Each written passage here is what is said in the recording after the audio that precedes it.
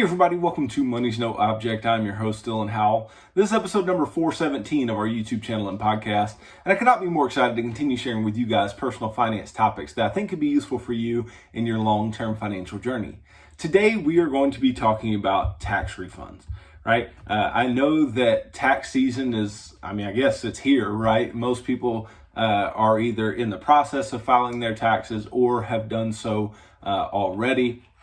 So I want to talk about exactly what needs to go on and what should go on when it comes to not getting a tax refund. And I know that might sound like something that you're not interested in. It might sound like something that would be problematic to you. But nonetheless, the way that we are going to keep the most money in our pockets is by not lending money for free to our government, right? So stick around for a discussion of all that and more in today's episode. Before we get started though, if you could go down below, hit the big red subscribe button, like this video, leave me any feedback in the comments down below and I'll be sure to respond to anything you leave down there. If you're listening on Apple or Spotify podcasts, be sure to subscribe and leave me a review on either one of those platforms. Follow me on social media at MNO with Dylan. And that's really good supplemental materials to all the things I'm putting out in these long form episodes on YouTube and the podcast every single day.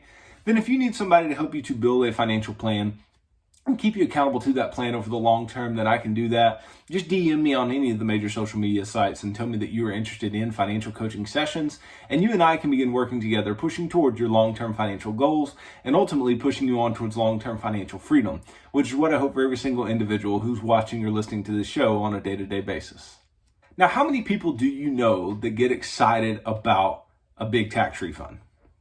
Right? There's a lot, right? There's a lot of people, and you see them on Facebook and you see them online, and they went and got a new car because they got their tax refund, and went and got new appliances, or went and got some new clothes or new shoes or whatever because they got this big tax refund.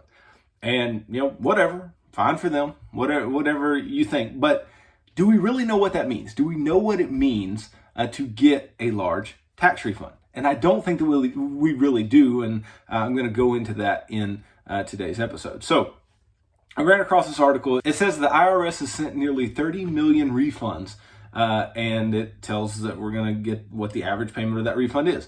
So despite ongoing challenges, the IRS has sent nearly 30 million tax refunds worth about $103.2 billion, right? So the average payment is currently $3,473, and that was as of February 25th, which is larger by $658 than last year's payment of $2,815. Now, there may be reasons for that, and we'll talk about that here shortly. My own situation may be one particular reason that can happen. Now, while 29% of Americans worry about a smaller refund, according to Bankrate survey, the average is currently $3,473, which is $658 larger than last year's, right? So 29% of Americans are worrying about their tax refund being smaller. Let's just for a second, just to appease me and to pique maybe some of your interests, right? Has anybody ever looked up the word refund, right? Refund. What does refund mean? Refund means to give or put back, right? To return in restitution, repayment, or balancing of accounts. Okay? But let's think about to give or put back, right? So you're giving or putting something back where it belongs, right? So to get a tax refund does not mean that the IRS is just giving you money, or that the federal government is just giving you money.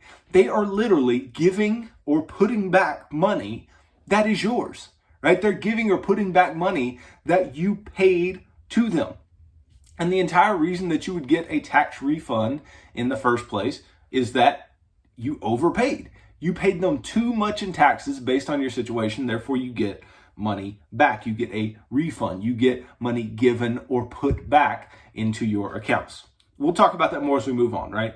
But the average refund may change as millions of Americans file just ahead of the April 18th deadline.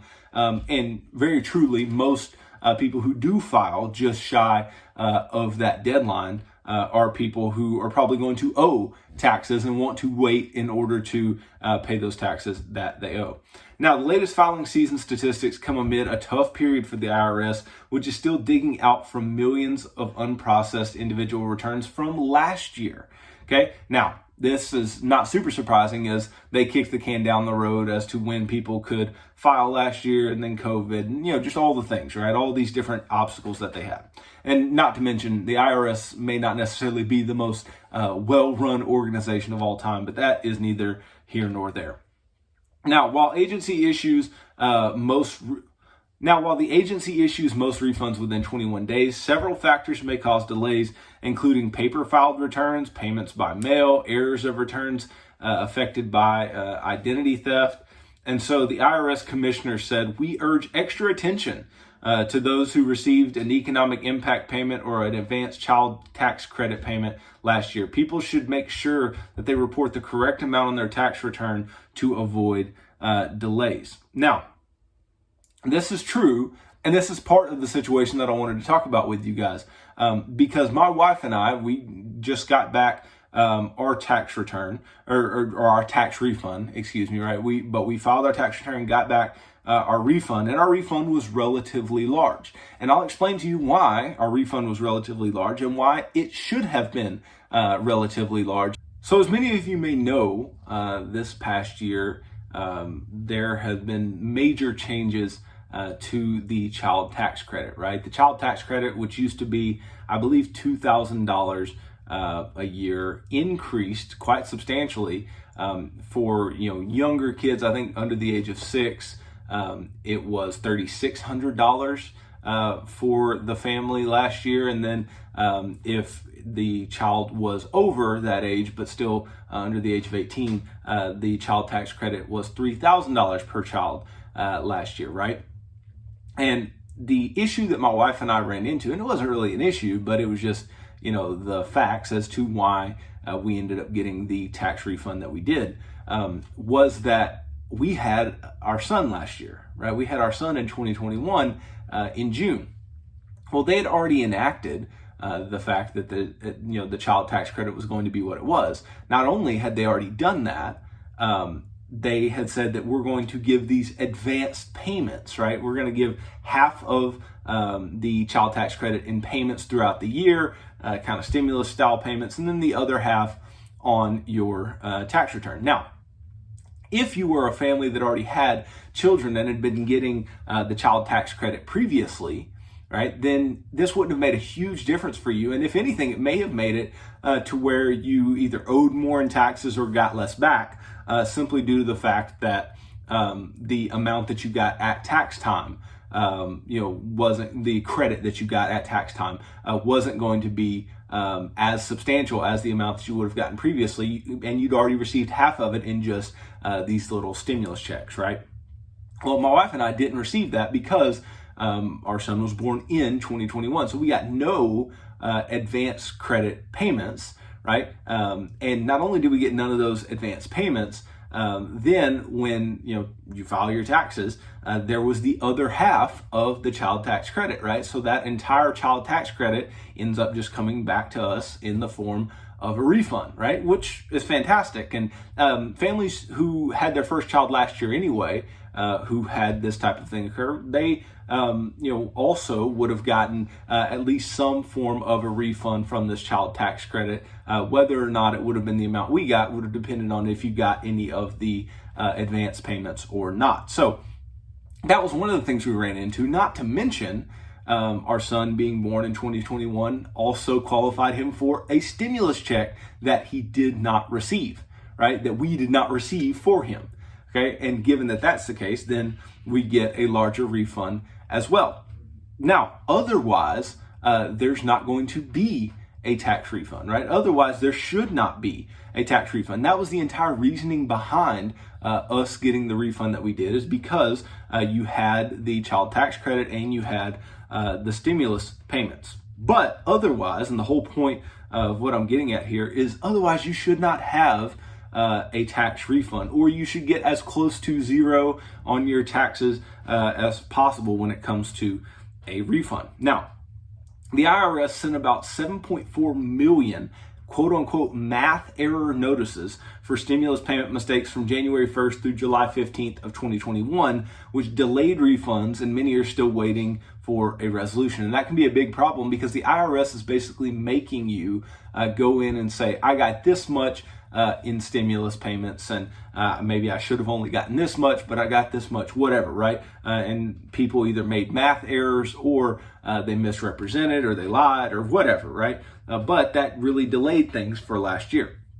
Now, while the IRS couldn't issue refunds for the earned income tax credit or the additional child tax credit by law until mid-February, those payments should have reached filers by March 1st of last year, which all points back to the reasoning why we didn't get any, right? And then you could check your refund status and see where your refund is, all those types of things. Now, ultimately, what I want to get to is why you should not celebrate that big tax refund, right? So you might want to think twice before celebrating. Again, we feel like all of this money is coming to us because we're just such great members of society, and that's not necessarily the case. Right? Filers have reasons to celebrate small windfalls. I mean, obviously, you get some amount of money and that you didn't have previously, or maybe that you didn't expect. Then you're like, oh, well, I can shore up my savings, or I can pay off debt, or I can buy something that I ultimately wanted. But the downside is that you voluntarily overpaid the tax man, right? You voluntarily paid more than you were supposed to pay in taxes. Now, most people are really happy about their refund because they're receiving it and because they are getting the money in their pockets, but that maybe really shouldn't be the case, right? So any refund you're getting back is because you had too much tax withheld from your paycheck during the whole year. And that's obviously not typically an issue for those who are filing 1099, they're self-employed, whatever, who are paying quarterly payments. If anything, they're likely going to owe taxes, not be in a situation where they overpaid. So where's your refund coming from? Well, whether you owe Uncle Sam or you get money back in the spring, it will depend on a document your employer has on file, which is known as your W-4. Now, many people don't know the difference between a W-4, a W-2, an I-9, all these different tax forms, but you're going to learn a thing or two today, right? We're going to talk about the difference between the W-4 and the W-2. The W-2 simply says how much money you made and how much was taken out in taxes from that money that you made. That's all that the W-2 says, and obviously you need to have those W-2s in order to file your tax return in the first place. But the W-4 is something different altogether. And most people, they fill out a W-4 when they first start working somewhere, and then they just have it on file and never think of it ever again, which is a problem, right? Because people's lives change and their situations change and their tax liability changes over time potentially, right? And in which cases you would need to make adjustments to your W-4. So your W-4 form basically says how many dependents do you have? Do you want to withhold extra money for this? It basically gets all of your information and determines how much tax should be withheld based on your situation, whether you're a single filer or married filing jointly or whatever, right? It determines how much is being taken out. Now, if your W-4 was originally set up for a single individual with no kids, right? And then let's say you keep working the same job and you get married and you have multiple children and you don't change your W-4, well, don't be surprised when you start getting a large tax refund. That's going to just happen because you did not adjust the amount of taxes that were being taken out of your paycheck. And the most taxes that you're ever going to pay is when you have no dependents and typically when you're also the single individual. And so making those adjustments is very important because otherwise, what are we doing here? Otherwise, what we're doing is we are loaning the federal government money that is our money, right? That's money that we deserve. That's money that we earned and we should get to keep, not money that we should put on loan, interest-free, mind you, right? They're not paying you back some penalty. And I think that's what's really funny about the IRS. Try out not paying the IRS the amount that they're owed and see if you don't get some penalties associated with that, right? And yet, when they take more from us than what we owed, because they put the liability on us, right? They put the responsibility for actually doing the W-4 properly on us. And when that is the case, they're not going to pay us back any penalty. They're not going to pay us back with interest. What they're simply going to do is just say, hey, we took too much money, here you go. And we wouldn't accept that from anybody else in our life, and yet we do accept it for some reason from the IRS. So having the correct withholdings on your W-4 is vital. And like I said, we want to get our tax refund as close to zero as possible. Why is that? Why zero? Well, because zero means that you paid the exact amount that you needed to pay and that you did not overpay in any way, and you did not underpay and owe a lot. Man, is there anything worse than tax time rolling around and you not getting a return and yet you owe taxes? I mean, that's rough, right? So getting the W-4 right is vital. And so I would suggest that if your life situation has changed, and or if you got a large refund this year and you didn't have that type of situation that I had, right, where you had the child tax credit situation, you had a stimulus check situation, something like that. If it were just a pretty normal year otherwise for you, and your tax return wasn't somewhere near zero, then you need to go in and change your withholdings. Now, is it going to be perfectly zero? Not very likely, right? But when I say zero, I mean within like a couple $100, right? $200 plus or minus, I say would be a good place. Some may even argue $100 plus or minus would be a good place to have your tax refund or the amount that you owe in taxes. So I think regardless, one way or the other, you need to make sure that you get those nailed down. Because for instance, in our situation, if you take away the child tax credit and the stimulus check for my son, then our taxes come back to, we were getting very, very little back. And there have been years where we owed very, very little, right? And I'm okay with owing very, very little, but I'm not okay with owing, $500, and I'm not okay with getting back $500, $5,000. Some people get back just obscene amounts. But what they don't realize is, and some of these can be the exact same people who gripe about the amount of money that is getting taken out of their checks in taxes. Well, guess what? You can get some of that money back immediately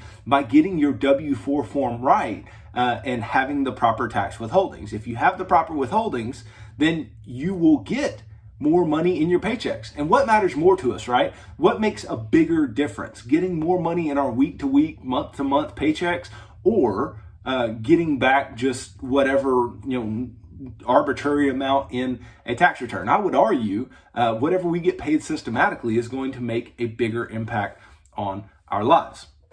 So the W-4 employers use this form along with the tax withholding tables to figure out how much income tax to pull out of your paycheck. The W-4 considers the number of dependents you have in your household, your filing status, the income you generate, and whether you're claiming the standard or itemized deductions on your tax return. That's another thing.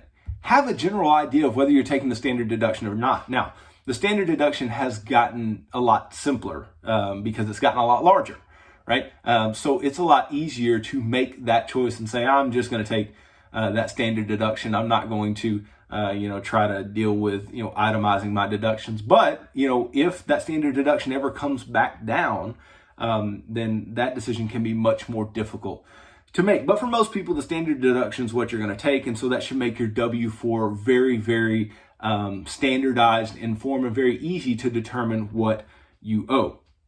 Now, arriving at the ideal level of income tax withholding is as much an art as a science. Like I said earlier, if you withhold far too little, your take-home pay each check will be higher, but you run the risk of owing the IRS. If you withhold too much, your take-home pay is lower, and yet you get a refund, but that smaller paycheck in the meantime is going to really make you feel some type of way relative to whatever the refund would make you feel later on. It's also worth noting that after the Tax Cuts and Jobs Act took effect in 2018, the IRS overhauled Form W-4 and its withholding calculator to reflect major changes to the tax code. And these include like the like I said, larger tax deduction, the standard deduction, the elimination of personal exemptions, and new curbs on itemized deductions.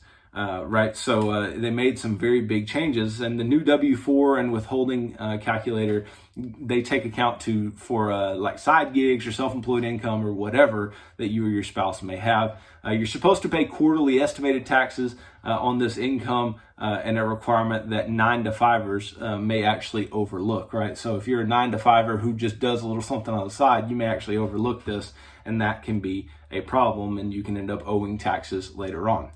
Now, there's an extra line on the W-4 where you can enter a flat amount that you want withheld from your paycheck. And that can be useful too, right? Because sometimes you may get to where your deductions seem right. It seems right that they're withholding with the proper information, and yet you're still getting a large refund back. And if that's still the case, you can enter whatever amount on a monthly basis or an annual basis that you want them taken out. And I don't know what basis the W-4 uses, but you can put in that periodic amount that you want them to continue taking out above the amount that they would take out otherwise, in order to get you as close to a zero tax refund as possible. Now, a common misconception is that if your refund is high, it must mean that you've paid less tax in the prior year. If anything, large refunds mean that you overpaid taxes. However, if you really want to see how your taxes stand from one year to the next, you look at line 16 of the Form 1040, which is your income tax return, and this reports your total taxes paid. So don't forget to factor in the amount of money that you earned that year as well. So it could be that your taxes went up because you have more income. It's not necessarily bad news, but it could be something to think about. So review your tax return with your CPA or tax preparer or whatever, and those results can help you to strategize for the next year. Figure out what you're going to do as far as your withholdings to get as close to zero as possible. Now, steps to consider might include lowering your taxable income in the future by raising your 401k plan contributions or socking money into a health savings or whatever. And those types of things make a difference as well, right? If you have those deductions that are going to decrease your taxable income, of course, those are going to have some type of impact on the amount of money that you get back in the form of a refund or the amount of money that you end up owing to the IRS. Now, aiming for zero is something that we all need to be doing. So zero is the magic number for taxpayers. So the IRS withholding calculator, like I said earlier, it can help you to figure out how to get as close to this zero tax liability as possible. Now, the amount of taxes you pay to your state may be a different story. So you might need to reach out to somebody, reach out to a CPA, some tax professional, someone who can help you work that out for your state, because the state, obviously that's going to be money that's taken out of your check. And in most states, that's going to be some flat rate based on whatever your adjusted gross income is. But there can be issues there too. Like if you're, putting money into a 529 plan for your child, because that gives you a state tax deduction, right? So how much are you putting in that? Are you going to get money back from that? And making those types of adjustments, right? This is really about planning to get the proper amount in your check. Now, I'm not asking you to go in and fight for $50 over the course of a year. I'm not asking for that. I'm not asking for you to get your tax refund to exactly a zero amount. I'm not asking you to do that. I'm just asking you to not be asleep at the wheel and not think that getting some large refund is some feat to brag about or something to withhold. If anything, people go out and they do all these things with large tax refunds. If anything, you should be going and doing the things that you would have done with your income anyway, right? Because that is income that you literally lost throughout the year because you overpaid in taxes, okay? So in an ideal world, your income taxes withheld from your paychecks should cover your income tax liability for that year. Ideally, your refund or additional taxes owed should be zero or as close to zero as possible. And that's something that I think a lot of people have gripes about when it comes to the IRS, when it comes to our tax system in general, is like, why can't we just get it right? Why can't we just have something that is flat, something that's easy to calculate, take out this amount and don't worry so much about all of the guessing and checking and going back and you overpaid and you underpaid and all these different types of things. I think it's a big headache, and it's a very big reason why so many people just choose to punt in this area of their life, right? They choose to just say, I don't really care enough to make those changes. The refund makes me feel good, whatever. But all I'm saying is, gripe about wages if you want to, gripe about your salary if you want to, or the amount of take-home pay that you get if you want to. But if you're getting some huge refund at the end of the year, part of that's on you, right? Part of that's on your lack of willingness to go in and simply change a tax withholding form, or to simply go in and say, I had a child, I need to change my form, or I got married, I need to change my form. Whatever it is, you should be doing it in order to get your taxes right. The last thing we want is to just be up a creek without a paddle and owe a bunch in taxes, or just getting these large refunds back and going and blowing it, because that is going to be something that you're probably going to end up regretting. Now, many of you who get large refunds go like, I don't regret that. I've got this nice car now, or I've got these nice clothes now, or this thing that I wanted. And that's all fine and good, right? Treat it however you want to treat it. All I'm saying is you're loaning the government money, and you're loaning the government money tax-free. And you seem to be thankful that you're loaning the government money tax-free. I don't know about you, but I want to keep as much money in my paycheck as absolutely possible. And if you're not on that boat, I don't know what you're here for. I don't know what else you want to hear from me. But what I am trying to get across to you guys is having the proper tax withholdings is absolutely vital. And of course, it can ultimately help us save in our taxes as well. Because I think when you're just more thoughtful about what you're doing, you're more thoughtful about a particular area of your life, you learn more and you become more, in tune with exactly how you can decrease your taxable income, how you can decrease the amount of taxes that you owe throughout the course of the year. And we all, I believe, should be trying to do that in a legal way. Right? If you are, mad that you're paying this much in taxes, but you're somebody who wants to invest your money, well, put money in a traditional IRA and decrease your taxable income, or put money into a, traditional 401k or a health savings and decrease your taxable income. Right?